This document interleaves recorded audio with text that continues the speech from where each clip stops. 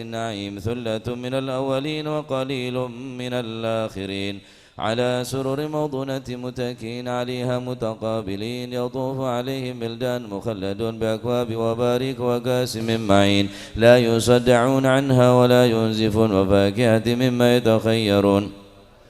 ولحم طير مما يشتهون وحور عين كأمثال اللؤلؤ المكنون جزاء بما كانوا يعملون لا يسمعون فيها لغوا ولا تأثيما إلا قيلا سلاما سلاما وأصحاب اليمين ما أصحاب اليمين في سدر مخضود وطلح ممضود وظل ممدود وماء مسكوب وفاكهة كثيرة لا مقطوعة ولا ممنوعة وفرش مرفوعة إنا أنشأناهن إنشاء فجعلناهن بكارا عربا أترابا لأصحاب اليمين ثلة من الأولين وثلة من الآخرين وأصحاب الشمال ما أصحاب الشمال في سموم وحميم وظل من يحموم لا بارد ولا كريم إنهم كانوا قبل ذلك مترفين وكانوا يسرون الحنث العظيم وكانوا يقولون إذا متنا وكنا ترابا وعظاما إنا لمبعوثون أو آباؤنا الأولون قل إن الأولين والآخرين لمجموعون إلى ميقات يوم معلوم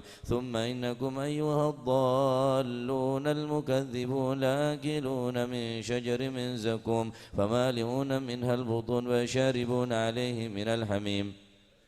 فشاربون شرب الهيم هذا نزلهم يوم الدين نحن خلقناكم فلولا تصدقون أفرأيتم ما تمنون أنتم تخلقونه أم نحن الخالقون نحن قدرنا بينكم الموت وما نحن مسبوقين على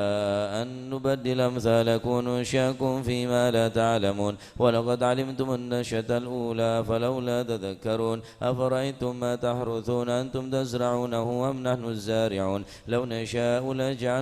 حطاما فظلتم تفكهون إنا لمغرمون بل نحن محرومون أفرأيتم الماء الذي تشربون أنتم أنزلتموه من المزن أم نحن المنزلون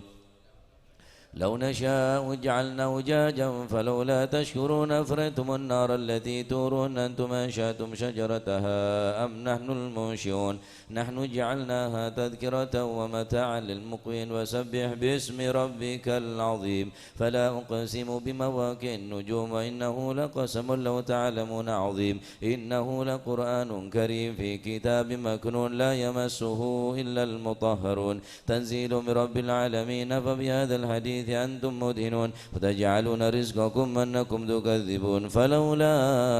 إذا بلغت الحلقوم وأنتم حينئذ تنظرون ونحن أقرب إليه منكم ولكن لا تبصرون فلولا إن كنتم غير مدينين ترجعونها إن كنتم صادقين فأما إن كان من المقربين فرح وريحان وجنة نعيم وأما إن كان من أصحاب اليمين فسلام لك من أصحاب اليمين وأما إن كان من المكذبين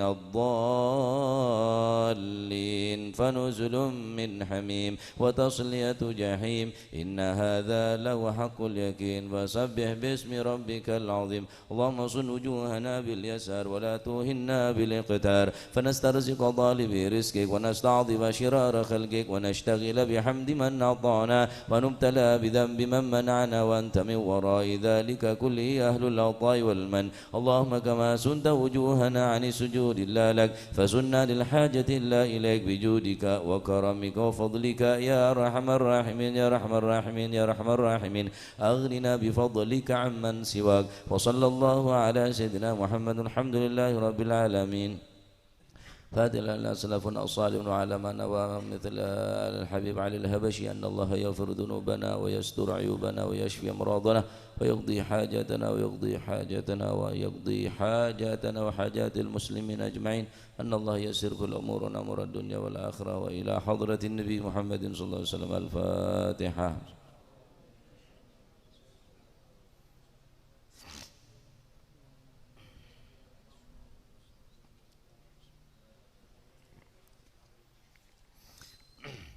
يا ربي صل على محمد شرف بدر في الكون أشرف. يا ربي صل على محمد يا ربي صل عليه وسلم. يا ربي صل على محمد أكرم داع يدعو إلى الحق. يا ربي صل على محمد يا ربي صل عليه وسلم. يا ربي صل على محمد المصطفى الصادق المصدق. يا ربي صل على محمد يا ربي صل عليه وسلم. يا ربي صل على محمد أحلى الورى منطقا وأصداء. يا ربي صل على محمد يا ربي صل عليه يا وسلم. ربي صل على محمد أفضل من بالتقى تحقق. يا ربي صل على محمد يا ربي صل عليه وسلم. يا ربي صل على محمد من بالسخاء والوفاء تخلى. يا ربي صل على محمد يا ربي صل عليه وسلم. يا ربي صل على محمد وجمع من الشمل ما تفرق. يا ربي صل على محمد يا ربي صل عليه وسلم. يا ربي صل على محمد وصله وسهل ما قد تعود. يا ربي صل على محمد يا ربي صل عليه وسلم. صل على محمد وافتح من الخير كل مغلق. يا ربي صل على محمد يا ربي صل عليه وسلم. يا ربي صل على محمد وآله ومن بالنبي تعلى. يا ربي صل على محمد يا ربي صل عليه وسلم. يا ربي صل على محمد وآله ومن للحبيب يعشى. يا ربي صل على محمد يا ربي صل عليه وسلم. يا ربي صل على محمد ومن بحبل النبي توثى. يا ربي صل على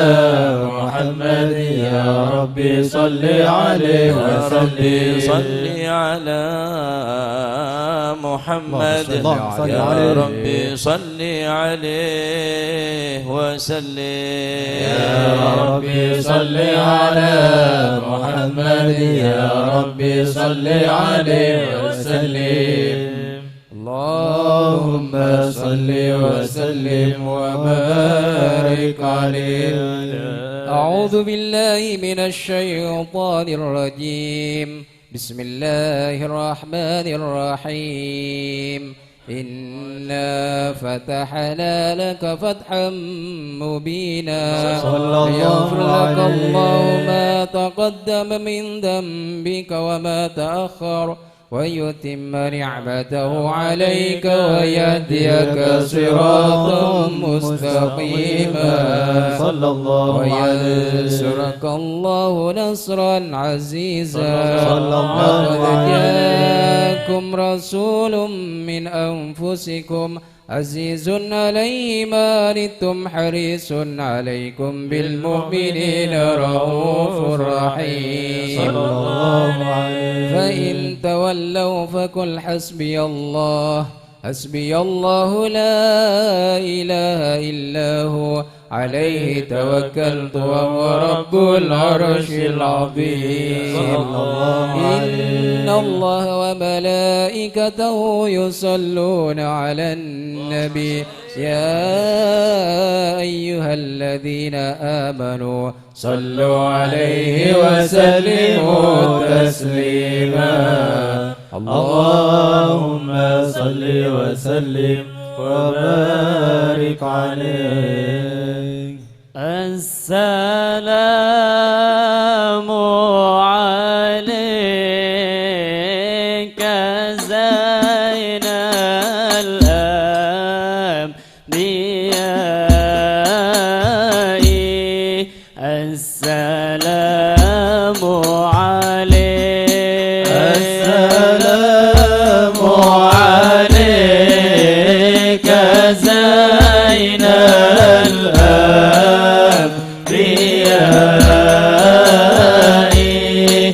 السلام عليك. السلام عليك أصفى الأصفياء.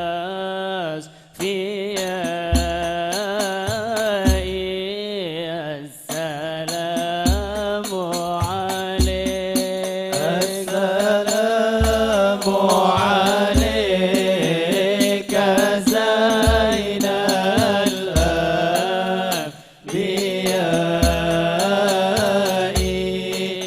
السلام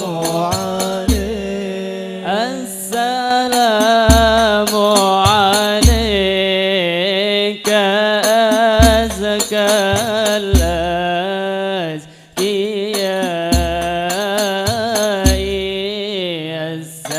السلام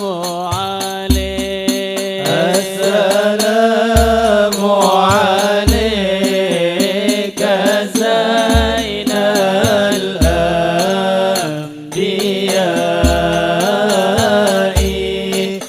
السلام عليك. السلام عليك زين الأنبياء. السلام عليك أنت قال الأذقياء.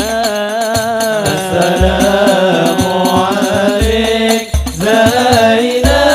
الأنبياء. السلام عليك أزكى الأذقياء. السلام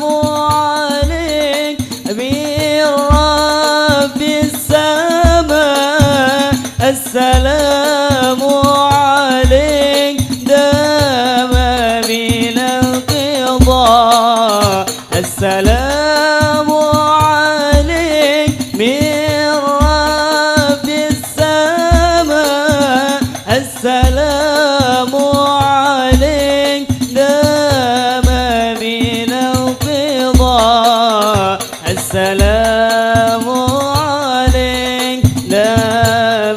بالانقضاء. السلام عليك. السلام عليك. السلام عليك زين الأنبياء. السلام عليك أزكى الأذقياء. السلام عليك طه يا طبيبي. السلام عليك يا مسكي وطيبي. السلام عليك طه يا طبيبي. السلام عليك يا مسكي وطيبي. السلام عليك يا محي قلوبي. السلام عليك. السلام عليك. السلام عليك زين الأنبياء. السلام عليك أثقل أتقياء السلام عليك أحمد يا محمد السلام عليك طه يا ممجد السلام عليك أحمد يا محمد السلام عليك طه يا ممجد السلام عليك يا كفا وقمصان السلام عليك السلام عليك السلام عليك سيد الأنبياء السلام عليك أثقل أتقياء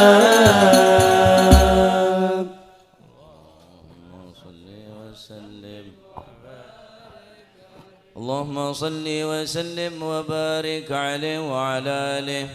بسم الله الرحمن الرحيم. الحمد لله القوي سلطانه الواضح برهانه المبسوط في الوجود كرمه وإحسانه صلى الله تعالى عليه مجده وعظم شانه خلق الخلق لحكمة وطوى عليها علمه وبسط لهم من فائض المنة ما جرت به بأقدار القسمة صلى الله عليه فارسل إليهم أشرف خلقه وأجل عبيده رحمة صلى الله تعلقت عليه إرادته الأزلية بخلق هذا العبد المحبوب صلى الله عليه فانتشرت آثار شرفه في عوالم الشهادة والغيوب صلى الله عليه فما جل هذا المن الذي تكرم به المنان وما أعظم هذا الفضل الذي برز من حضرة الإحسان سورة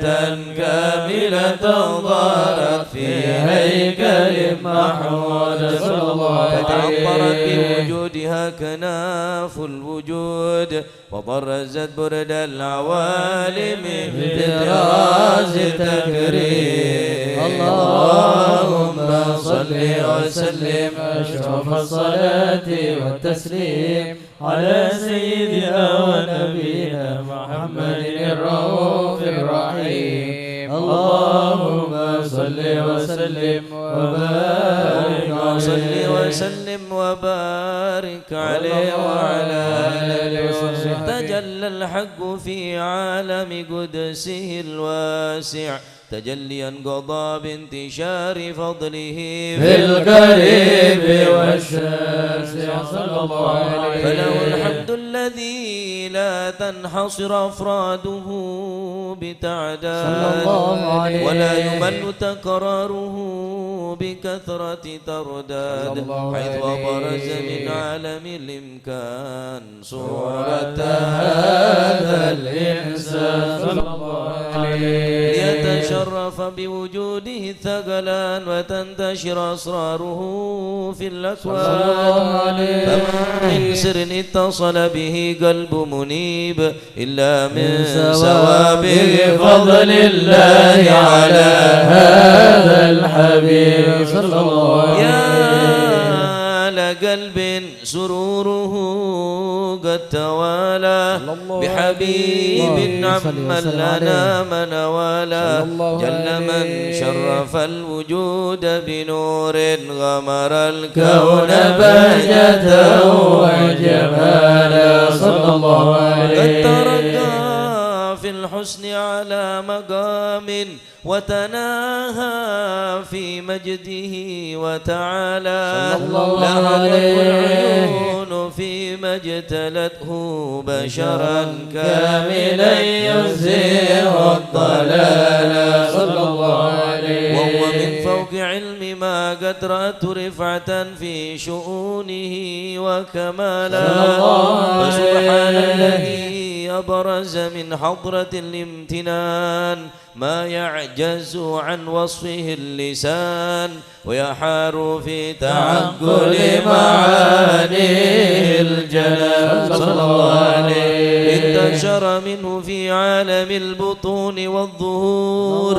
ما ملأ الوجود الخلقي نور فتبارك الله من إله كريم بشرتنا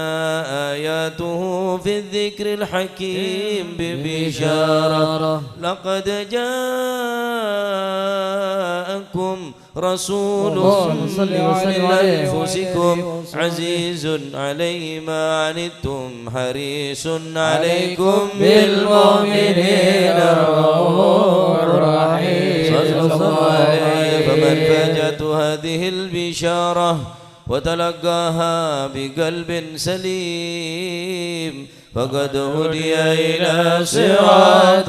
مستقيم اللهم صل وسلم أشرف الصلاة والتسليم على سيدنا ونبينا محمد الرؤوف الرحيم اللهم صل وسلم وبارك عليه اللهم صل وسلم وبارك عليه واشهد ان لا اله الا الله وحده لا شريك له شهادة تربى اللسان عما تضمنه الجنان من التصديق بها والإذعان صلى الله عليه في الصدور من الإيمان قواعد وتلو على اليقين من سر ذلك الإذعان والتصديق شواهد صلى الله عليه وأشهد أن سيدنا محمد العبد الصادق في قوله وفعله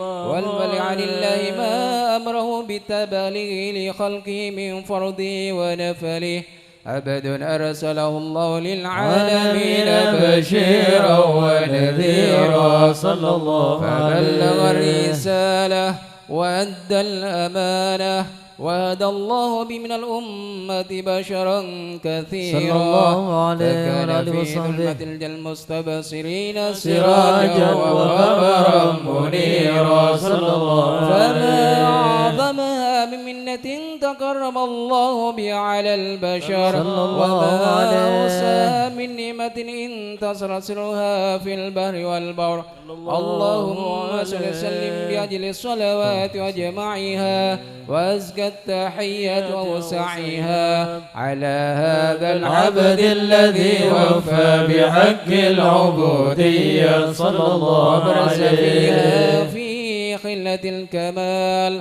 وقام بحق الربوبية في مواتن الخدمة لله وأكمل عليه غاية الإكمال صلى الله عليه يتصل روح المصلي عليه به فينبس في قلب نور سر التعلق به وحبه ويكتب بها بعناية الله في حزبه وعلى آله وصحبه الذين ارتقوا صهوة المجد بقربه صلى الله عليه وسلم أشرف الأصل بوده وحبه ما أطر الأكوان بنشر ذكراهم نسيم اللهم صل وسلم أشرف الصلاة والتسليم على سيدنا ونبينا محمد الرؤوف الرحيم اللهم صل وسلم وبارك عليه اللهم صل وسلم وبارك عليه وعلى آله وصحبه أما بعد فلما تعلقت إرادة الله في العلم القديم بظهور أسرار التخصيص للبشر الكريم بالتقديم والتكريم نفذت القدرة الباهرة بالنعمة الواسعة والمنة الغامرة فانفلقت بيضة التصوير في العالم المطلق الكبير عن جمال مشهود بالعين حاول لوصف الكمال المطلق والحسن التام والزين فتنقل ذلك الجمال الميمون في الأصلاب الكريمة والبطون فما من صلب ضم إلا وتمت عليه من الله النعمة صلى الله عليه فهو القمر التام الذي يتنقل في بروجه يتشرف بموطن استقراره وموضع خروجه وقد قضت الأكدار الأزلية بما قضت وأظهرت من سر هذا النور ما أظهرت وخصصت به من خصصت صلى الله عليه فكان مستقره في الأصلاب الفاخرة والأرحام الشريفة الطاهرة حتى برز في عالم الشهادات بشرا لا كالبشر صلى الله عليه ونورا حير الأفكار ظهوره وبهر فتعلقت همة الراقم لهذه الحروف بيركم في هذا الكرطاس ما هو لديه من عجائب ذلك النور معروف صلى الله عليه وإن كانت الألسن لا تفي بعشر معشر أوصاف ذلك الموصوف صلى الله عليه تشويقا للسامعين من خواص المؤمنين وترويحا للمتعلقين بهذا النور المبين وإلا فأن تعرب الأقلام عن شؤون خير الأنام ولكن هزني إلى تدوين ما حفظت من سير أشراف المخلوقين وما أكرمه الله به في مولده من الفضل الذي عم العالمين وبقيت رايته في الكون منشورة على مر الأيام والشهور والسنين داعي التعلق بهذه الحضرة الكريمة ولاعج التشوق إلى سماء أوصافها العظيمة ولعل الله ينفع به المتكلم والسامع ويدخلان في شفاعة هذا النبي الشافع ويتروحان بروح ذلك النعيم اللهم صل وسلم أشرف الصلاة وتسليم على سيدنا ونبينا محمد الرؤوف الرحيم اللهم صل وسلم وبارك عليه يا وارد الأنس والأفراح في السحر أزعت ما بفؤادي من لظى الكدر يا وارد الأنس والأفراح في السحر أزعت ما بفؤادي من لظى الكدر يا وارد الأنس والأفراح في السحر أزحت ما بفؤادي من لظى الكدر يا وارد الأنس والأفراح في السحر أزحت ما بفؤادي من لظى الكدر نشدتك الله الحقيقة وهل مررت بالأرض ذات الماء والشجر أرض بها سحب الإفضال ممطرة مخضرة الترب بالأعشاب والزهر يا وارد الأنس والأفراح في السحر أزعت ما بفؤادي من لظى الكدر يا وارد الأنس والأفراح في السحر أزعت ما بفؤادي من لظى الكدر بها المسرات دائمة يا فوز سكانها بالخير والظفر إني لأذكرها يوما وبي حزنون فيرحل الحزن من قلبي مع الضجر يا وارد الأنس والأفراح في السحر أزعت ما بفؤادي من لظى الكدر يا وارد الأنس والأفراح بالسحر أزعت ما بفؤادي من لظى الكدر حوت حبيبا به الأكوان عاطرة يضوع ريه في سهل وفي وعر برا سخيا تقيا سيدا سندا تضيء في الكون أهل الكون كالقمر يا وارد الأنس والأفراح في السحر أزعت ما بفؤادي من لظى الكدر يا وارد الأنس والأفراح في السحر أزعت ما بفؤادي من لظى الكدر يا وارد الأنس والأفراح في السحر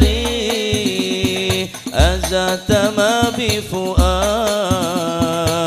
من لظى الكدر يا وارد الأنس والأفراح بالسحر أزعت ما بفؤادي من لظى الكدر يا وارد الأنس والأفراح في السحر أزعت ما بفؤادي من لظى الكدر يا وارد الأنس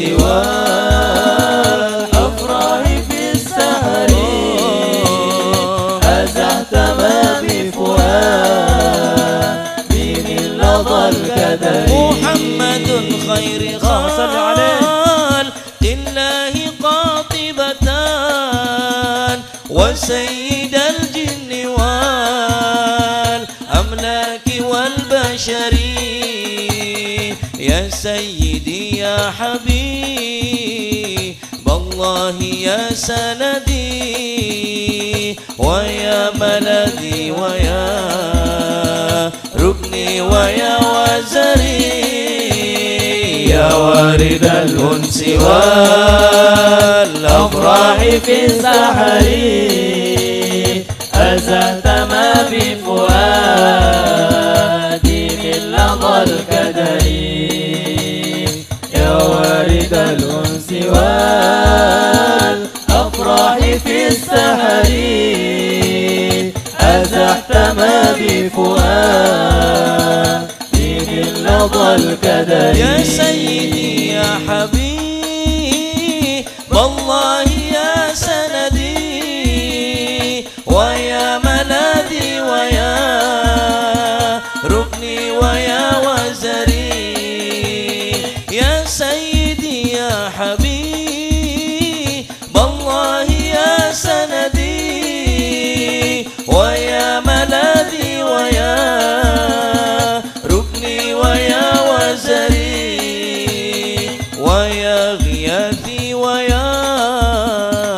كهفي ويا ثقتي ويا سروري ويا روحي ويا وطري اللهم صل وسلم يا وارد الأنس والأفراح في السحر أزحت ما بفؤادي من لظى الكدر يا وارد الأنس والأفراح في السحر أزحت ما بفؤادي من لظى لظى الكدر أنت الغياث لمن ضاقت مذاهبه وخير من يرتجى في العسر واليسر أنت الغياث لمن ضاقت مذاهبه وخير من يرتجى في اليسر واليسر وأنت أكرم من في الكون والسبب الأقوى لنيل المنى والفوز والظفر أمين يا وارد الأنس والأفراح في السحر أزعت ما بفؤادي من لظى الكدر يا وارد الأنس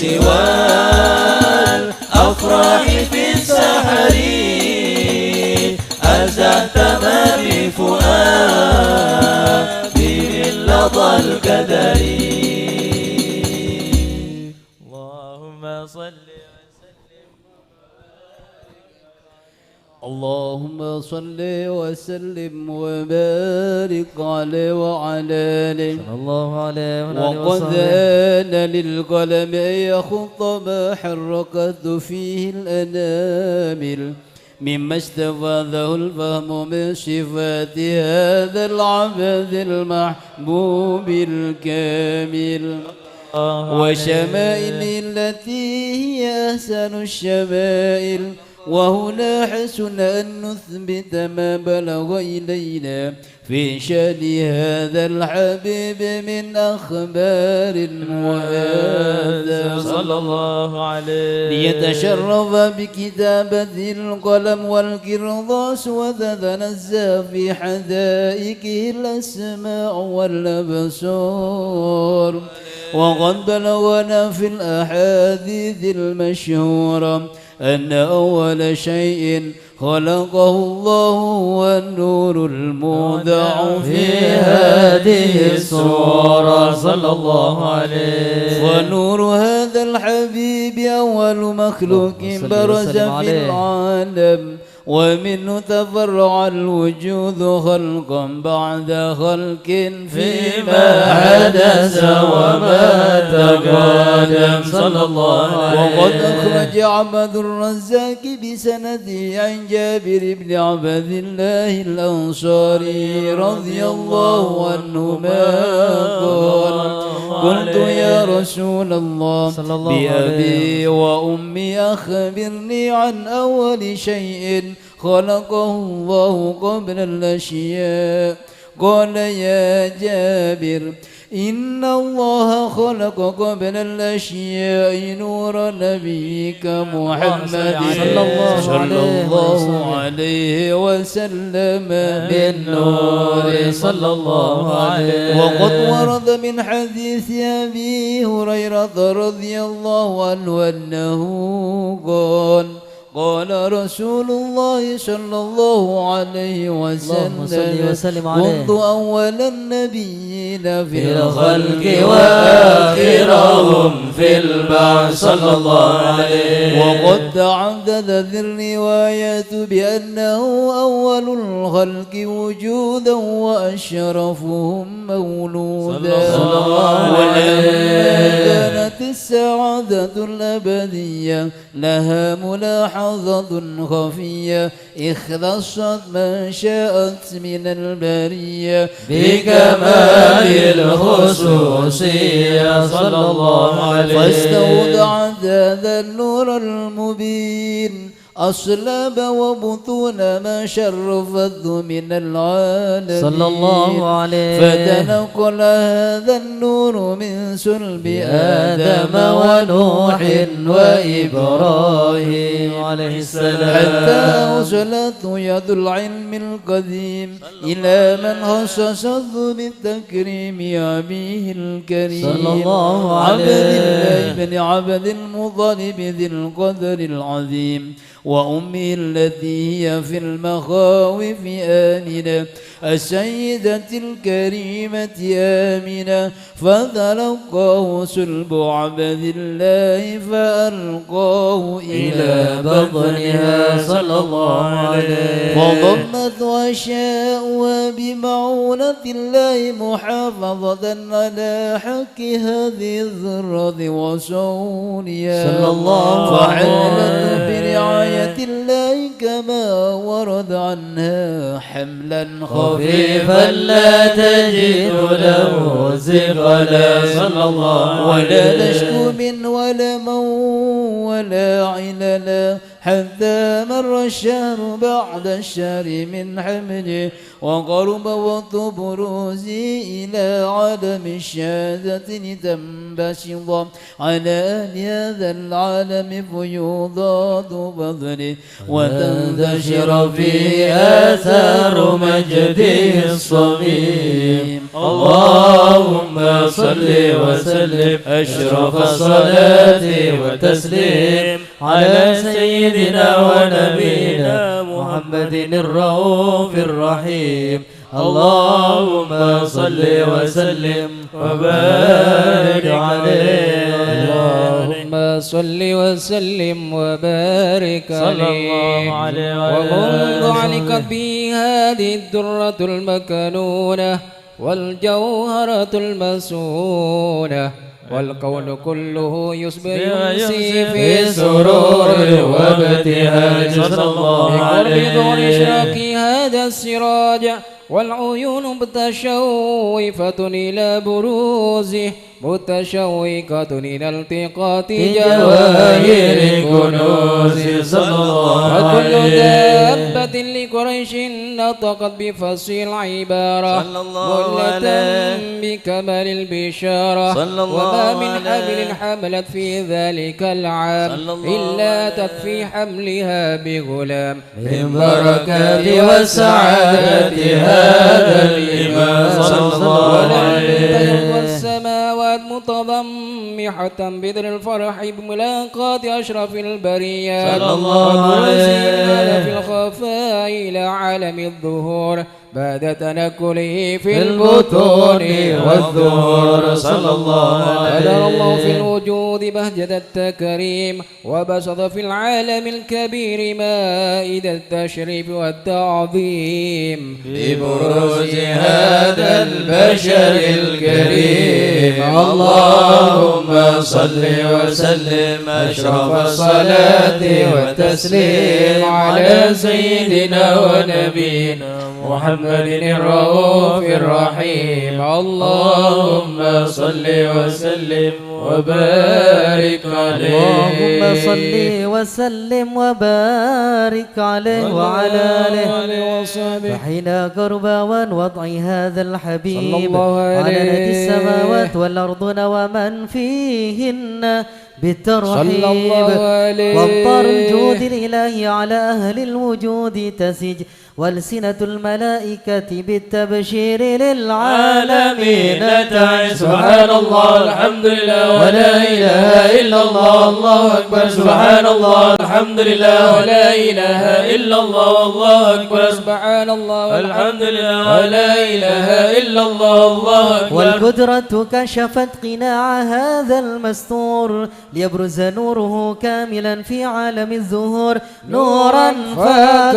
كل نور صلى الله عليه وفتح كما على من أتم الله عليه النعمة من خواص الأمة يحضر عند وضعه أمة تأنيسا لجنابها المسعود ومشاركة لها في هذا السمات ممدود صلى الله حضرت عليه بتوفيق الله سيدة مريم والسيدة آسيا صلى الله ومعهما عليه من الحور العين من قسم الله له من الشرف بالقسمة الوافية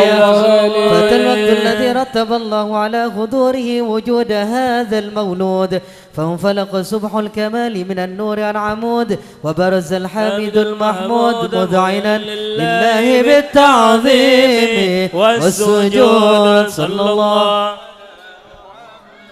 صلى الله عليه وسلم صلى الله على محمد صلى الله عليه وسلم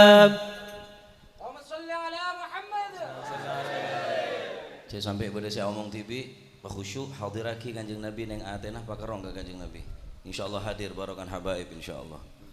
أشرق الكون ابتهاجا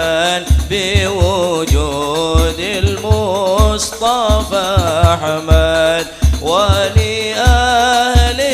الكون أنس يا رسول الله وسرور قد تجدد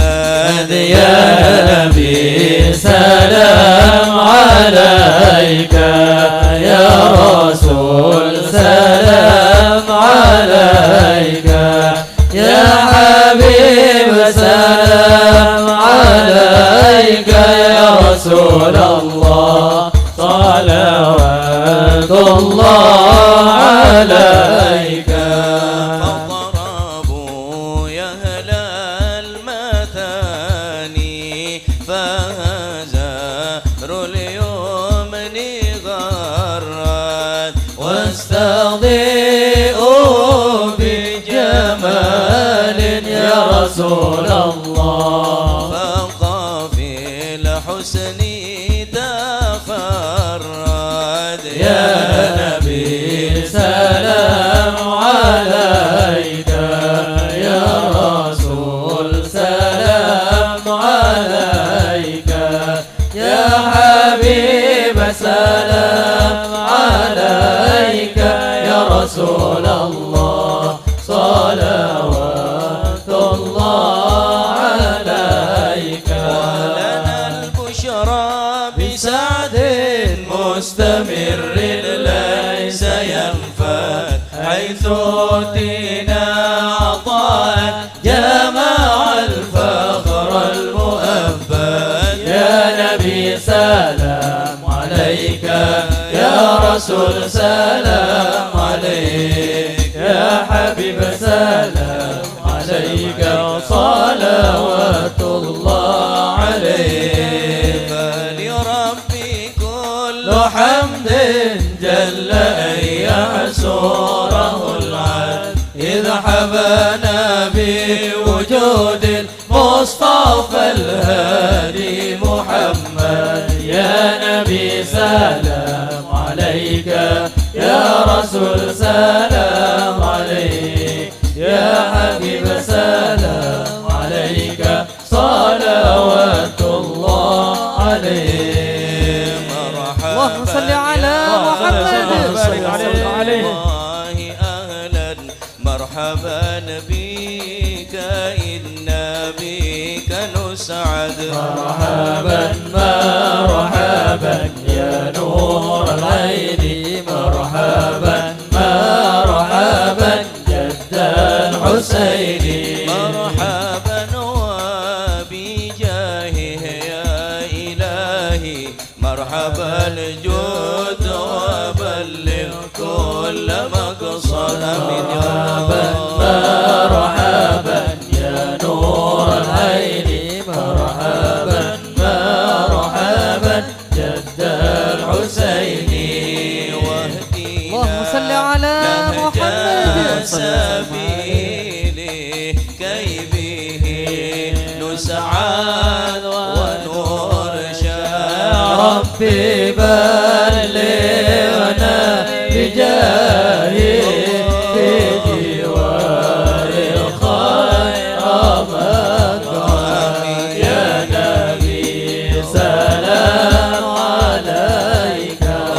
يا رسول سلام عليك يا حبيب سلام عليك صلوات الله عليك صلاة الله تغشى أشرف الرسل محمد وسلام مستمر كل حين يتجدد صلى الله على محمد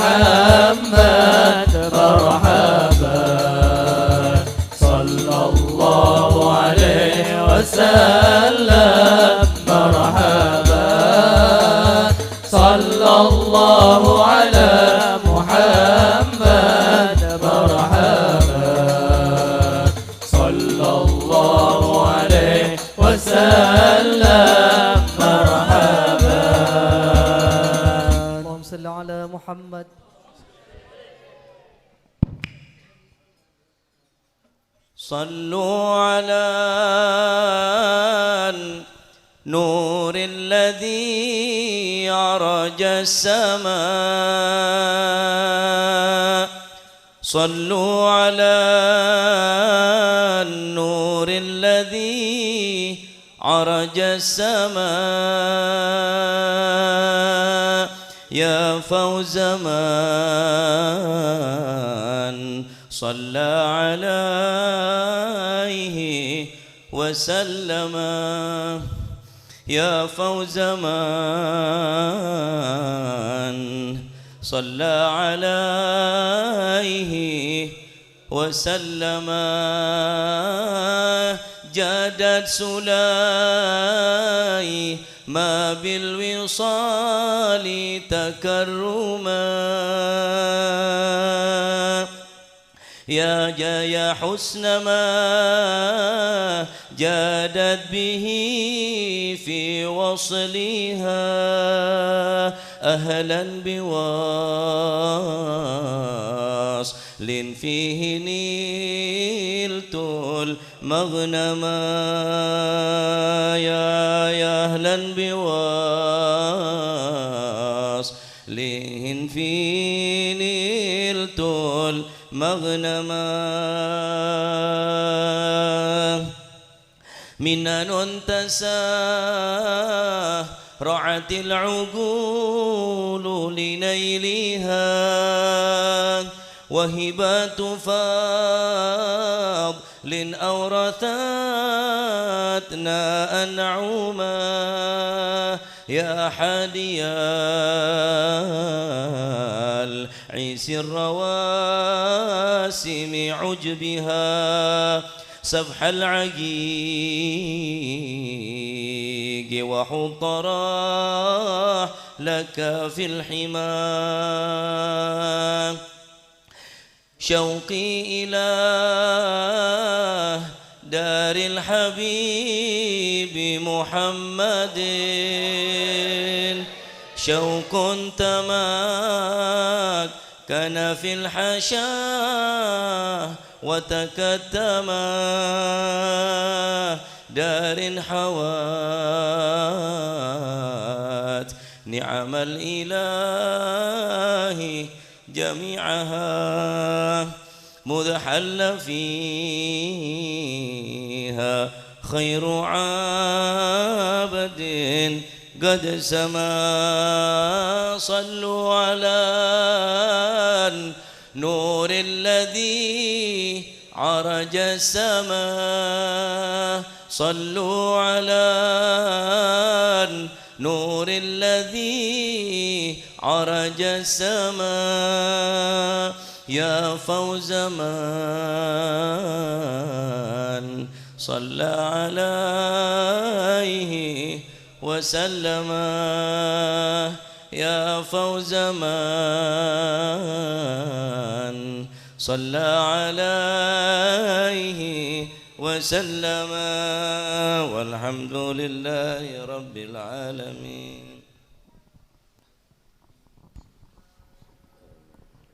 اللهم صل وسلم على سيدنا محمد وعلى آله وصحبه أجمعين والحمد لله رب العالمين.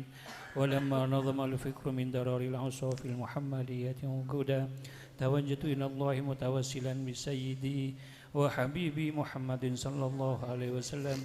أن يجعل سعي فيه مشكورا وفعلي فيه محمودا وأن يكتب عملي في الأفعال المقبولة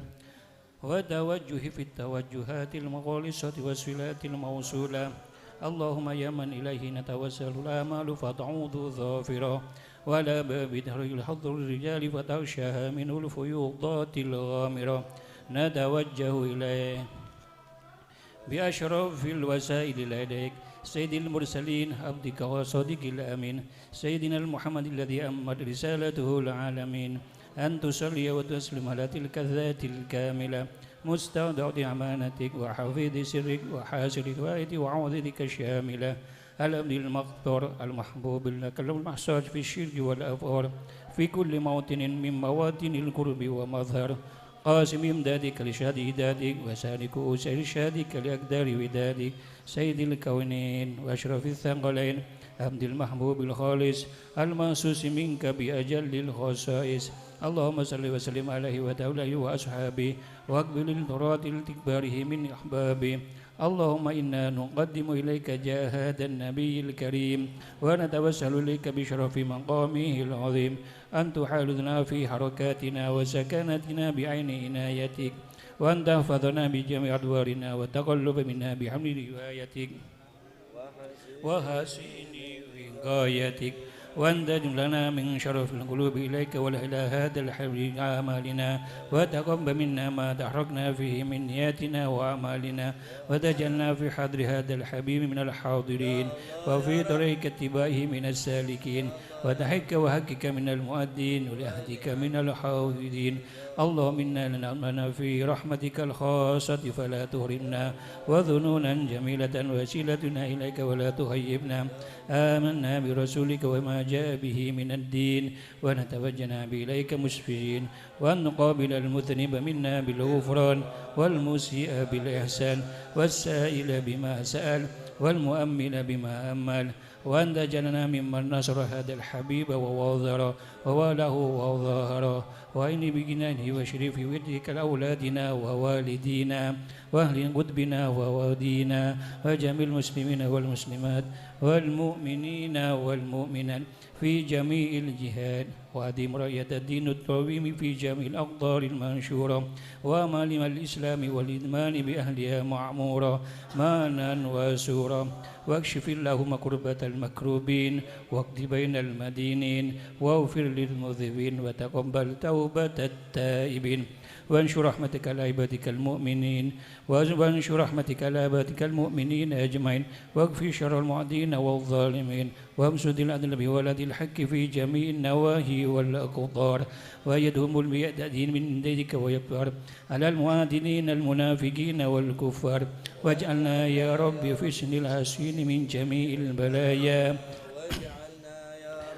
اسم الحسين من جميع البلايا واجعلنا يا رب باسم الحسين من جميع البلايا بالاسم المكين من الذنوب والخطايا وادمنا بالامر بطاعتك والصدق في خدمتك قائمين واذا توفيتنا فتوفنا مسلمين مؤمنين واختم لنا منك بخير اجمعين وصل وسلم على هذا الحبيب المحبوب للأجسام والأرواح والقلوب وعلى آله وصحبه ومن إليه منسوب وآخر دعوانا الحمد لله رب العالمين سبحان ربك رب العزة عما يصفون وسلام على المرسلين والحمد لله رب العالمين.